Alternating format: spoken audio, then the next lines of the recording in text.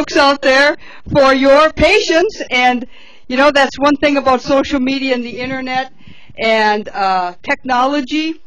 When it works, it's great. When it doesn't work, well, it's not so great. But thank you. We changed a few batteries. We connected, disconnected a number of times. Thank you for some of the staff members that assisted. I apologize for being late, but you know what? We got it fixed through the help of a few phone calls and some texting. You know, that really works well. And I just want to tell you about, I got to tell you this now. I'm off track, but I got to say this. I got texts from the state of Massachusetts and across the pond to help this issue. Can you believe it? This organization has people worldwide, and these are volunteers that were here at 1 o'clock bear time trying to help me figure out our technology issue. So I want to thank you to those people that were thousands of miles away. I lifted this up and said, hey, help me out, and they helped me out. So thank you very much, as well as our senior director, Scott. Thank you, Scott. All right, we're going to start off. Now it's 1 o'clock. It's 1 o'clock, according to me. Okay? No, right. And I'm going to have to go back and say what I said earlier. No. We started the week off with Doc kicking off Volunteer Week, and then we had Sue Mansfield on Tuesday talking a Q&A, some really great Q&As with her. On Wednesday we had music through Heidi and Mo. Thursday, myself and Sharon. Yesterday was Glenn and Nancy Krause, and today we're going to end with Doc and one of our volunteer coordinators, and that is Terry. So you heard my story about how I became a volunteer the other day, and everybody that's up here has got to tell their little story about how they became volunteers. Okay, now we started with you, but we're going to end today with you. So you're going to have to wait, and we're going to let Terry talk about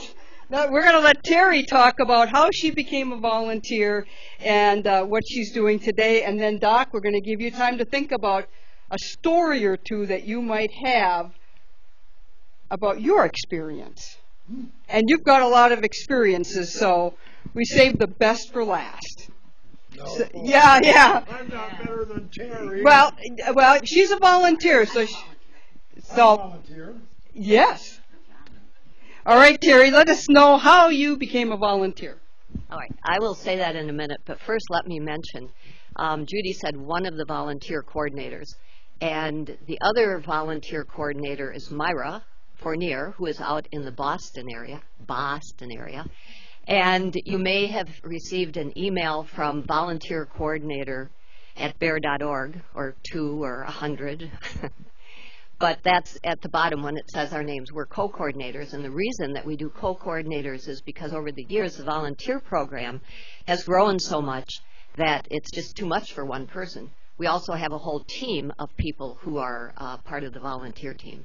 And for you on camera, we have here in front of us, so you can't see them, the brand new Bear Educator people who are here this weekend to learn what they're doing as Bear Educators. So when I'm looking down, I'm talking to them too, because they're all looking at me. I feel like I should make eye contact. So anyway, how I got to be a volunteer. 2010, of course, I saw the den cam, the birth. I was amazed. 2011, I got into a bear course, a field study course, and got hooked even worse. And then there were some things that needed to be done that required people to help. And you may recall on Monday, Lynn said, you know, after that BenCam birth, it's like people just started coming out of the woodwork about, well, what can we do? And we think you need this, and you need that, and I can do this, and all that kind of stuff. And it was wonderful, but it was total chaos. So I happened to be at the WRI at the end of the bear course, and there were some things that needed to be organized for people to, during the hunt season, to do bear monitoring, to walk around with the telemetry units and keep track of where our wild bears were. And so they said, could you do that? So that was kind of my first volunteer coordinating effort. But the program grew so quickly and became, I mean, you fill out that application and it says what are your skills and what are your interests. And we have a database, thank goodness, that stores that stuff for us. But the program is just like so big now, so I'm volunteer co-coordinating with Myra, and thank God Myra's out there because she's organized. And the other thing that I do is I'm on a second team called Team Forward, which I kind of think of as like the utility team because we're asked to do everything from come up with surveys about how things are going at the Bear Center to cut trees at the WRI, help with parties or whatever. So we do a lot of things like that, and it's all good. Cool. Yes. And thank you. Yeah, thank you. So Yeah. can I say a couple more things about the teams? I would like to say, I've already kind of started with this, but we have about 340 people who are active or applicants as far as volunteers. It sounds like a lot, but with the skills, it never hurts to have more. So if you're thinking about volunteering, please go to bear.org and the volunteer tab and go down the left side of the page and complete an application. The people here are already volunteers, and I would like to just offer you the opportunity, depending on your skills, to look at the teams that are available. And if you think, gee, I might want to be on that team and do those kind of things, we do have some teams with needs, and I've been asked to mention them. We have the pond chat. Is that not in the right place? Oh, thank you so much. How helpful is this? We have the pond chat mods. They're the ones who get to run the PTZ cam. So now, how fun would that be? Plus the Lily mods on Lily the Black Bear Facebook page. And these people are people who know all sorts of information about the bears. I mean, they really have a lot of bear knowledge. And so that would be an opportunity for you, bear educators, to learn even more about the bears. And they get to deal with, if you're doing chat right now on the chat page, the pond chat mods page, you'll see that there are people from around the world there. Same thing on the Facebook page, Lily the Black Bear Facebook page. We get fans from around the world. The other, just quickly to mention these, there's the fundraisers, which is an online team that does fundraising. And they do fun games online. They're just constantly go, go, go. But they're a really fun group of people, and they always can use some creative help.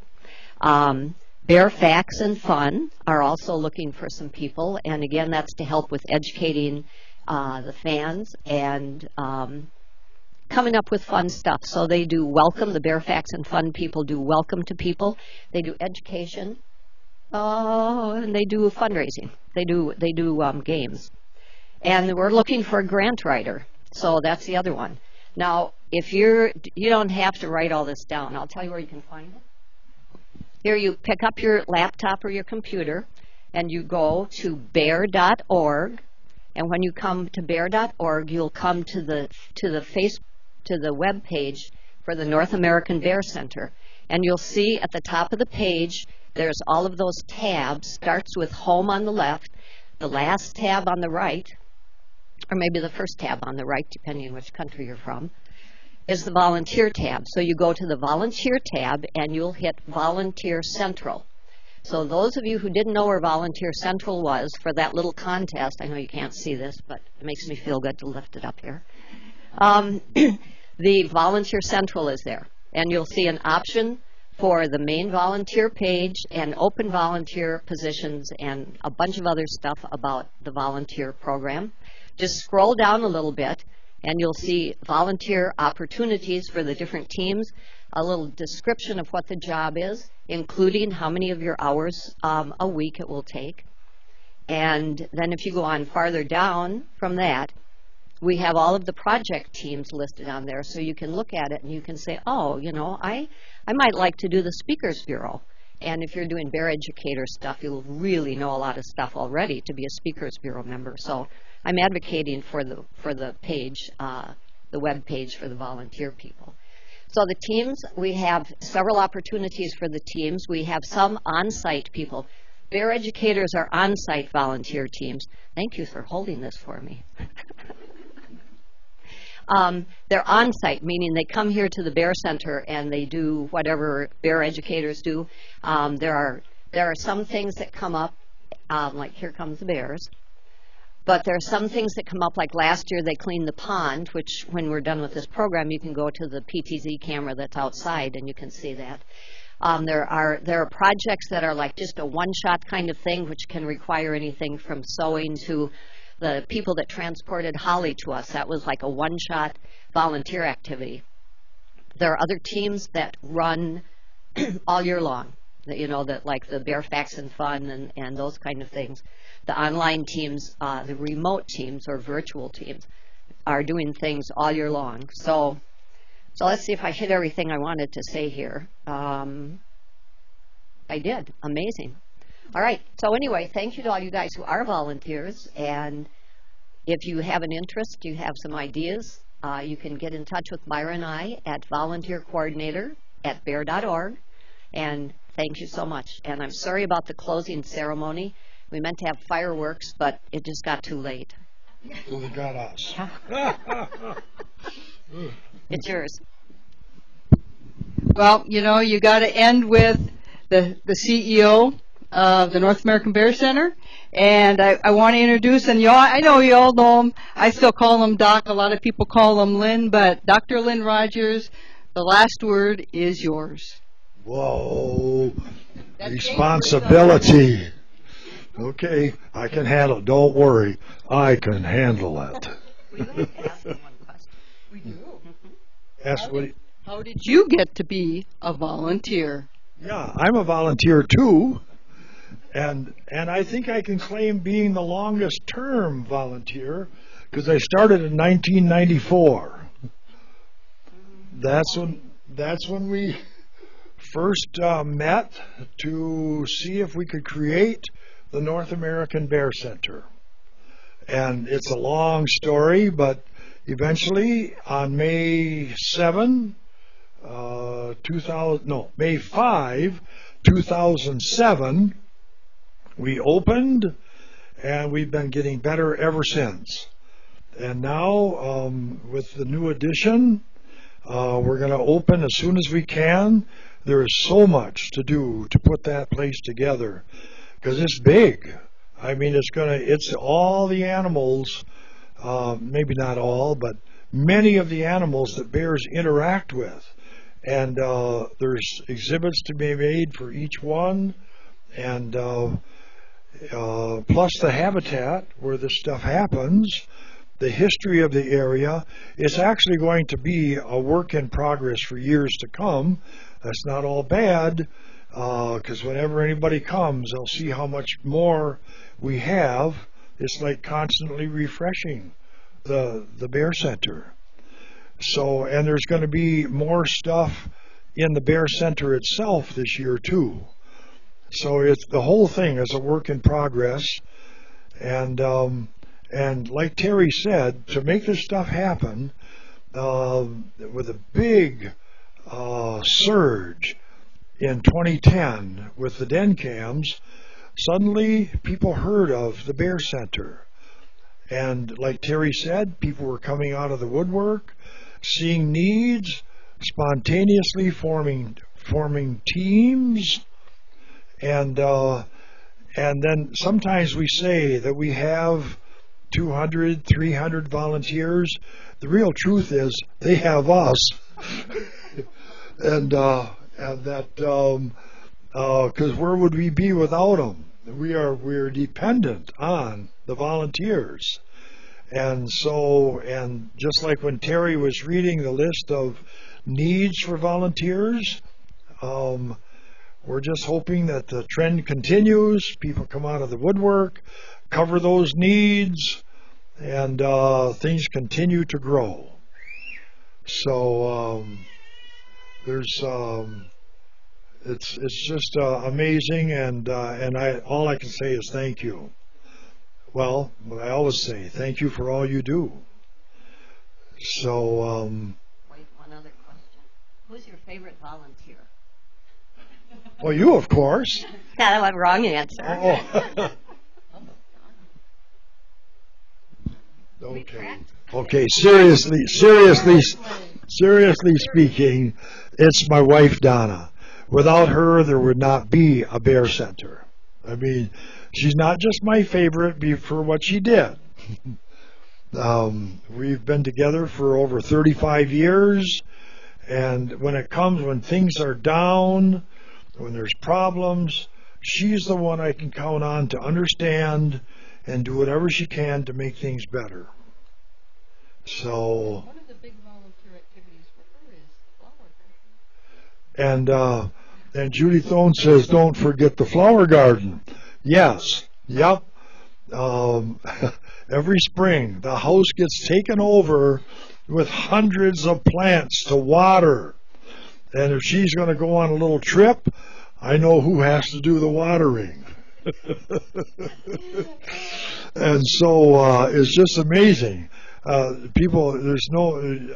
never realized what it takes to plant seeds, make them grow with water and heat and light, and different for each kind of plant.